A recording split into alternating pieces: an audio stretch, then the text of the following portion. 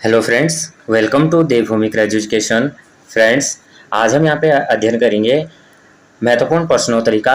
यहाँ पे फ्रेंड्स मैंने जो है 14 क्वेश्चन लिए हैं और ये जो क्वेश्चन है ये अभी जो है हमारा सीटेट का पेपर है और उसके बाद जो है उत्तराखंड में एलटी का पेपर है या अन्य एग्ज़ाम हम जो भी देते हैं, चाहे अभी जो है यूनिवर्सिटीज़ का हम एग्ज़ाम देते हैं बीएड के लिए, एंट्रेंस एग्ज़ाम देते हैं या हम एमएड के लिए किसी भी हम जो है टीचिंग लाइन से संबंधित कोई भी एग्ज़ाम देते हैं तो उसके लिए जो है ये बहुत ही इंपॉर्टेंट क्वेश्चन है। यहाँ पे मैंने 14 क्वेश्चन लिए हैं। यहाँ पे जो क्वेश्चन है ये है राष्ट्रीय पाठ्यक्रम पाठ्यचर्या की रूपरेखा।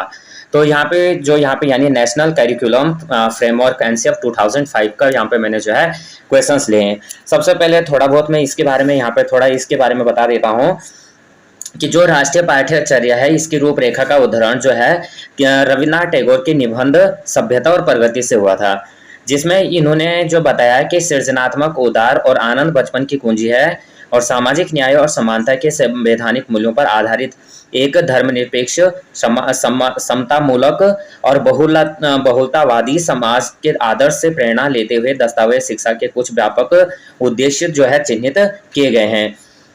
इनमें इन्होंने जो शामिल किए थे विचार, कर्म, स्वतंत्रता, दूसरों की भलाई और भावनाओं के प्रति संवेदनशीलता, परिस्थितियों का लचीलापन, रचनात्मक तरीके से करना और लोकतांत्रिक प्रक्रिया में भागीदारी करना, ये सभी इन्होंने यहाँ पे लिए थे। अब यहाँ पे जो है इन्होंने पाठ्यचर्या निर्माण के जो है कुछ यहाँ पे निर्देशक सिद्धांत दिए हैं। तो सबसे पहला सिद्धांत दिया है ज्ञान को स्कूल के बाहरी जीवन से जोड़ना। यानी जो ज्ञान है वो कैसे है, ज्ञान को जो है स्कूल के बाहरी जीवन से जोड़ना है, परीक्षा को अपेक्षाकृत अधिक लचीला बनाना और कक्षा की गतिविधियों से जोड़ना, एक ऐसे अभिभावी पहचान का विकास करना जिसमें प्रजातांत्रिक राष्ट्र व्यवस्था के अंतर्गत राष्ट्रीय चिंताएं समाहित हो, और उसके बाद है कि यह सुनिश्चित करना है कि पढ़ाई रटन प्रणाली पर आधारित न होकर वो कैसी होनी चाहिए, बल्कि समझ पर आधारित होनी चाहिए। भले आज की डेट में हम देखते हैं या पहले भी हम देखते आ रहे हैं कि जो स्टडी होती है, जो पढ़ाया जाता है वो कैसे होता है, जो बच्चा याद कर देता है, सुनाया देता है, उसको क्या है काफ़ी अच्छा माना जाता है। और आज भी वही कराया जाता है, सब जगह क्या है लर्न कराया जाता है, यानी याद कराया जाता है, और जो जितना अच्छा लर्न कर लेता है, सुना देता है, उसको सबसे अच्छा माना जाता है। तो ये सबसे क्या करना है, बच्चे को समझ पे जो है आधारित करना है, ना कि लर्न करने पे।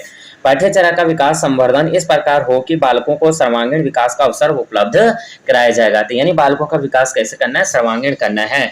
अब यहाँ पे मैंने 14 क्वेश्चन लिए हैं और ये जो 14 क्वेश्चन है फ्रेंड्स, इनको केवल मैं जो है राइट आंसर होगा उसी को यहाँ पे बताऊंगा। बाकी यहाँ पे आपके कितने क्वेश्चन जो है सही बन रहे हैं उसके आंसर आपको जो है कमेंट में देने हैं। तो सबसे पहले यहाँ पे देख लेते हैं, अगर आपने अभी तक जो है चैनल को लाइक शेयर और सब्सक्राइब नहीं किया तो चैनल को लाइक शेयर और सब्सक्राइब कर लेना। सबसे पहला क्वेश्चन यहाँ पे है राष्ट्रीय पाठ्यचर्या की रूपरेखा 2005 का उदाहरण निम्न में से किससे हुआ है। तो क्वेश्चन नंबर यहाँ पे जो दे रखा है, यहाँ पे ऑप्शन दे रखा है सभ्यता और प्रगति, गीतांजलि, गोदान, विज्ञान एवं तकनीकी। तो यहाँ पे जो राइट आंसर हमारा हो जाएगा ऑप्शन नंबर 1 हो जाएगा सभ्यता और प्रगति से। नेक्स्ट क्वेश्चन है राष्ट्रीय पाठ्यचर्या की रूपरेखा के दिशा निर्देश के अंतर्गत आता है। अभी हमने पढ़े थे ना दिशा निर्देश क्या क्या होते हैं। तो ज्ञान को स्कूल के बाहरी जीवन से जोड़ना, ये भी हमने पढ़ा था। पढ़ाई रटन प्रणाली से मुक्त हो, ये भी पढ़ा था। और परीक्षा को अपेक्षा के सरल बनाना था, ये सभी हमने पढ़े थे। तो ऑप्शन नंबर 4 हमारा क्या हो जाएगा, राइट आंसर हो जाएगा। तो हो जाएगा सभी। राष्ट्रीय पाठ्यचर्या की रूपरेखा 2005 के मार्गदर्शक सिद्धांत के विषय में सत्य कथन है। क्या सत्य है हमें बताना है कि मार्गदर्शक सिद्धांत के विषय में सत्य कथन कौन सा है। तो पाठ्यचर्या पाठ्य पुस्तक केंद्रित होनी चाहिए, अधिगम प्रक्रिया के अंतर्गत न समझ आने वाली अवधारणा को रखना चाहिए, स्कूल में प्राप्त ज्ञान को बाहरी जीवन से जोड़ना चाहिए और ऐसा अधिभावी पहचान की अवहेलना करनी चाहिए जो राष्ट्रीय चिंताओं पर आधारित हो। तो क्वेश्चन नंबर जो 3 है यहाँ पे राइट आंसर क्या हो जाएगा, हमें बताना सत्य कथन है। सत्य कथन बताना है तो ऑप्शन नंबर 3 हो जाएगा कि स्कूल में प्राप्त ज्ञान को बाहरी जीवन से जोड़ा जाना चाहिए, ये हमने अभी भी पढ़ा था। नेक्स्ट क्वेश्चन है एनसीएफ 2005 के अनुसार सीखना एक। तो सीखना क्या है, क्वेश्चन नंबर 4 यहाँ पे बता रहा है कि ज्ञान के निर्माण की प्रक्रिया क्या है। ज्ञान के निर्माण की प्रक्रिया या ज्ञान अवरुद्ध करने की प्रक्रिया या सीखना व्यक्ति विकास को प्रभावित करती है, उपरोक्त में से कोई नहीं। तो राइट आंसर हमारे क्या होगा, ऑप्शन नंबर 1। राष्ट्रीय पाठ्यचर्या की रूपरेखा 2005 के अनुसार बाल केंद्रित शिक्षा शास्त्र में शिक्षा को किस प्रकार नियोजित करने की आवश्यकता है। तो क्वेश्चन नंबर 5 के यहाँ पे बताएंगे तभी रुचियों के अनुरूप कैसा होना चाहिए, अभिरुचियों के अनुरूप या आर्थिक स्तर के अनुरूप या सामाजिक या शारीरिक। राइट आंसर हमारा हो जाएगा ऑप्शन नंबर 1 होना चाहिए, अभिरुचियों के अनुरूप होना चाहिए। बच्चों के शारीरिक एवं मनोसामाजिक विकास के लिए निम्न में से क्या आवश्यक है। क्या आवश्यक है, क्वेश्चन नंबर 6 का हमें बताना है। तो यहाँ पे योग है, औपचारिक खेल है या अनौपचारिक खेल है। तो क्वेश्चन नंबर जो 6 है उसका राइट आंसर है ऑप्शन नंबर 4, ये सभी। राष्ट्रीय पाठ्यचर्या की रूपरेखा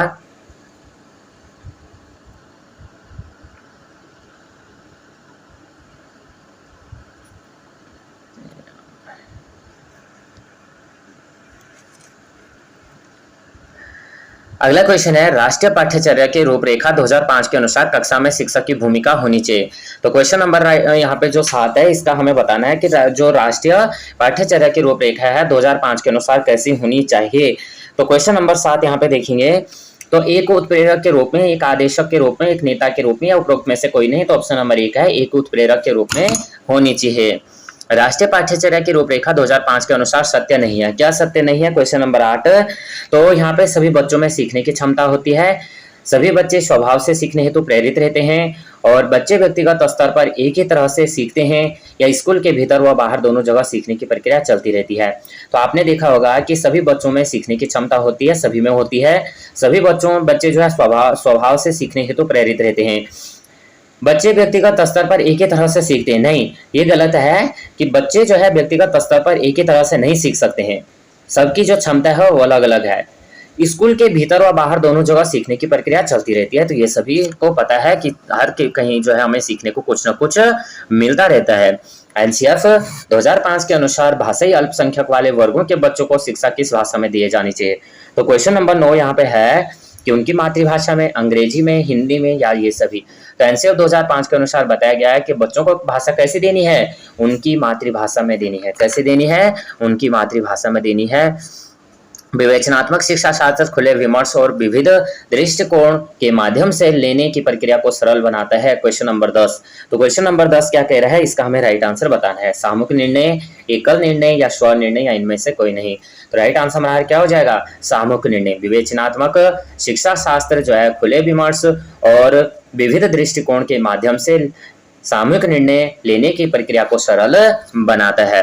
राष्ट्रीय पाठ्यचर्या की रूपरेखा 2005 के अनुसार बच्चों के आकलन का सही तरीका है। तो क्या है सही तरीका, ये हमें बताना है। Question number 11। तो क्वेश्चन नंबर 11, वार्षिक परीक्षाएं, दैनिक गतिविधियां, अर्धवार्षिक परीक्षाएं, इनमें से कोई नहीं। तो यहाँ पे जो राइट आंसर हमारा हो जाएगा ऑप्शन नंबर 2 हो जाएगा, दैनिक गतिविधियां। राष्ट्रीय पाठ्यचर्या की रूपरेखा 2005 के अनुसार बच्चों का जो आकलन है वो कैसे होगा, दैनिक गतिविधियों से होगा। नेक्स्ट क्वेश्चन, भीड़ भाड़ वाली कक्षा में अध्यापन की बात करना निरर्थक है। भीड़ भाड़ वाली स्थान में जो अध्यापन की जो बात करना है वो क्या है, निरर्थक है। तो यहाँ पे कैसा है, सृजनशील। कैसे, सृजनशील। तो भीड़ भाड़ वाली कक्षाओं में जो है अध्यापन जो है सृजनशील अध्यापन की बात करना निरर्थक है।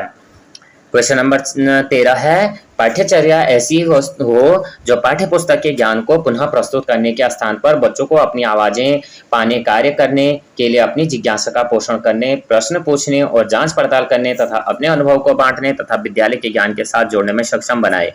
राष्ट्रीय पाठ्यचर्या की रूपरेखा 2005 इस पृष्ठभूमि में एक शिक्षक की भूमिका होनी चाहिए। कैसी होनी चाहिए, हमें देखना है। ये सीटेट सितंबर 2015 में पूछा गया है। तो बच्चों को जो है उनकी अपनी समझ और अपने ज्ञान को साझा करने के पर्याप्त अवसर देना, बच्चों के अनुभवों को निरस्तर कर देना या पाठ्य पुस्तकों पर ध्यान केंद्रित करना, पाठ्य पुस्तक के अध्ययन को क्रमवार पूरा करना या सुनिश्चित करना कि शिक्षिका अच्छे प्रश्न पूछे और शिक्षार्थी जो अपनी उत्तर पुस्तिका में उत्तर लिखे। तो इसका राइट आंसर हमें क्या है, ऑप्शन नंबर 1, बच्चों को उनकी अपनी समझ और अपने ज्ञान को साझा करने के पर्याप्त अवसर देना।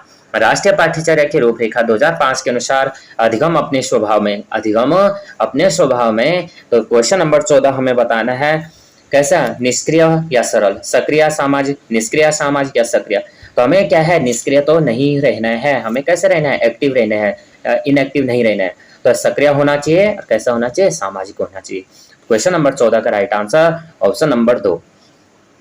तो यहाँ पे फ्रेंड्स जो एनसीएफ 2005 था, इससे संबंधित मैंने महत्वपूर्ण इंपॉर्टेंट क्वेश्चंस लिए और ये जो अभ्यास प्रश्न थे इनको जो है आप एक बार देख लीजिएगा। आपके 14 में से कितने आंसर आपको यहाँ पे जो है राइट हुए ये आप कमेंट कर सकते हैं। और ये वीडियो आपको थोड़ा भी हेल्पफुल लगती हो तो प्लीज़ वीडियो को लाइक शेयर और सब्सक्राइब कर देना। अगर आपने अभी तक चैनल को लाइक शेयर और सब्सक्राइब नहीं किया तो चैनल को लाइक शेयर और सब्सक्राइब कर देना। जय हिंद, जय भारत।